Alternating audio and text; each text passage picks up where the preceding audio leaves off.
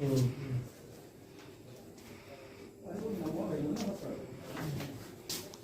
Husband किस में ये जो आपका इंटर कॉलेज है, डिग्री कॉलेज है, क्या है? इंटर कॉलेज वैकल्पिक भी है, काफ़ी बड़ा कमरा है, मीटिंग हॉल था, इसमें हो गया है। इसमें आईआर मशीन भी आ चुका है, तो फिलहाल कोई दिक्कत नहीं है। बाद में जब वो बन जाएगा तो शिफ्ट कर देंगे सर। मंडलियों वाला भी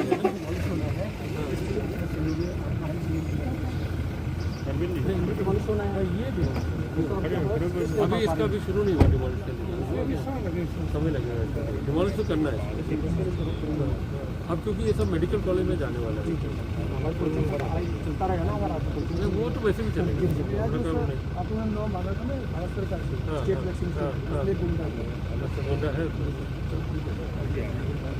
सर मंत्री जी, यूके में नया स्ट्रेन शुरू हुआ है जिससे पूरी दुनिया में, यूके सहित पूरे दुनिया में हड़कंप मचा हुआ है।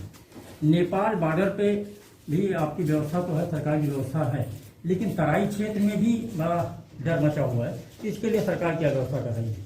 किसके लिए बोला था आपने? कोरोना जो नया स्ट्रेन यूके से पूरा दुनिया में हड़कंप मचा हुआ है। नेपाल सीमा से चूंकि तराई बेल्ट है, कुछ जिले हैं, तो इसके लिए क्या व्यवस्था की जाएगी? इसका तो जब से सूचना इसका विदेशों से प्राप्त हुआ है, तो केंद्र सरकार ने सबसे पहले विदेश से आने वाले यात्रियों का पूरी तरह से प्रतिबंध कर दिया 31 तारीख तक। और उसके बाद 27-28 नवंबर से सूची हम लोग को उपलब्ध कराया गया है। उत्तर प्रदेश में जो विदेशों से यात्रा करके आए थे, यूके से या अन्य देशों से भी, वो 2500 लगभग अनुमान जो हमारे पास सूची है, उसको हमने सभी जनपदों में डिस्ट्रीब्यूट करके, जैसे उनका ट्रैक किया गया, जनपदों में दे दिया। उनकी RT-PCR टेस्टिंग भी हो गई है। मात्र 3 जिला में लगभग 10 कोविड-19 चिन्हित हुए हैं, जो नोएडा, गाजियाबाद, मेरठ उस तरफ के लोग हैं। ये इतने 10 लोग चिन्हित हुए 2500 में से। और कोविड-19 का स्ट्रेन इनका जो नॉर्मल है वही है, बाकी उसका सैंपल और भेज दिया गया है, क्योंकि अब जो प्रोटोकॉल आया है कि जो विदेशी यात्रा है उनका जब हम सैंपल लेते हैं, थोड़ा अधिक लेते हैं, तो कुछ हम अपने RT-PCR में कराते हैं, बाकी हम भेज देते हैं दिल्ली के एक लैब में, क्योंकि ICMR ने अभी खाली 4 लैब स्थापित किए हैं जो ये नया स्ट्रेन को जांच कर सकता है, उसको चिन्हित कर सकता है। तो हमारे जो पेशेंट्स के जितने भी सैंपल गए थे वहाँ गए, उसमें अभी तक कोई पॉजिटिव नहीं निकला इस समय। तो अभी जहाँ तक मेरी जानकारी है, पूरे देश में अभी तक कोई भी नया स्ट्रेन वाला पॉजिटिव नहीं निकला है।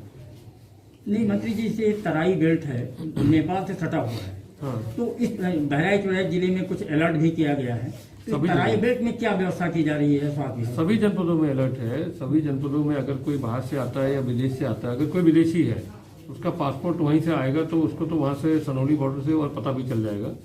तो उसका सूचना हमारे उन सभी जनपदों में चला भी जाता है, या अगर वो लखनऊ से जाता है वहाँ भी जाता है, और उसको हम लोग वहीं से ट्रैक करते हैं।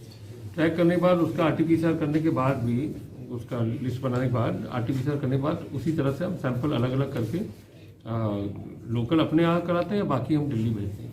तो जो भी सैंपल हमने किया अभी तक, उसमें कुछ अभी पॉजिटिव नहीं आया। 2-3 लोकल इशू है। पहला तो ये कि एक महिला अस्पताल की बिल्डिंग है जो 5 मंजिला बिल्डिंग है, और उसकी जो अभी से उसमें सीलन वगैरह और उसकी लिफ्ट जो है ये खराब हो जाती है।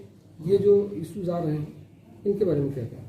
अगर आ रहे हैं तो अभी हमने डिस्कस किया है, उसका देख लेंगे कहाँ उसमें जो कमियां आती है उसको दिखवा लेंगे। और सर एक T-शर्ट का भी उसमें प्रॉब्लम है कि उधर से इधर अगर बरसात होने लगी तो इधर वाले पुराने से नए में ले जाने के लिए एक T-शर्ट की चाहिए, और वहाँ पर चिड़िए लोग का आतंक है, इसलिए वो जाल भी व्यवस्था जरूरी है। वो अभी हमको CMS साहब या CMS ने बताया है, तो वो हम उसका करेंगे। आपने मांग किया उसका, तो उसको हम लोग दिखवा देंगे। बायोमेडिकल वेस्ट का क्या इशू है? बायोमेडिकल वेस्ट का कुछ प्रॉब्लम आ रहा है, उसका हमने अभी अपने महानिदेशक स्वास्थ्य से भी बात कर लिया है। संबंधित जो कंपनी है उनको बुला के कल ही इनसे बात करके इसको ठीक कराया जाएगा। आज निरीक्षण किए, क्या पाए हम?